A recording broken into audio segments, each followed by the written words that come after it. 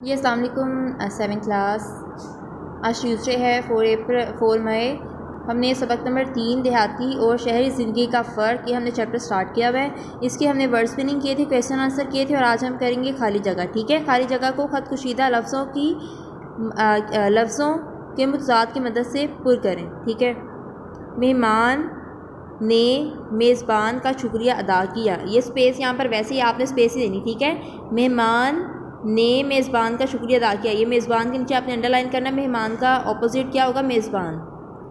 मैं फ़ारिग हूँ जबकि मेरी बहन काम में मसरूफ़ है। इधर है आएगा। ठीक है, फ़ारिग का क्या होगा? मसरूफ़। वो रात को जल्दी नहीं सो रहा था, इसलिए वो सुबह देर से उठा। जल्दी का ऑपोजिट देर।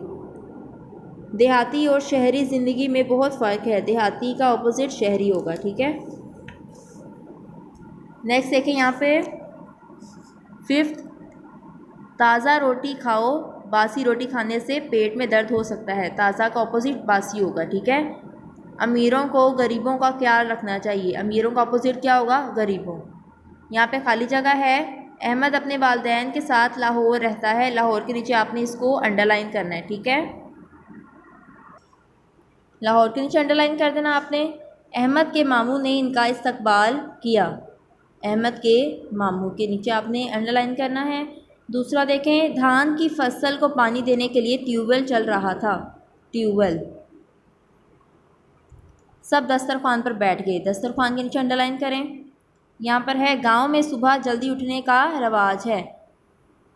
जल्दी के नीचे आपने अंडरलाइन करना है। शहर में रहने वाले मुर्गन ग़िज़ाओं का इस्तेमाल करते हैं।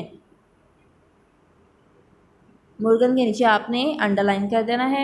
शहरों में जगह की कमी है। शहरों के नीचे अंडरलाइन करना आपने। शहरों की आबादी में बहुत इजाफा हुआ है। आबादी के नीचे आपने अंडरलाइन कर देना। ठीक है, ये दोनों फिल द ब्लैंक्स आपने अपनी नोटबुक पर लिखनी है और साथ इसको याद भी करना है। अल्लाह हाफिज़।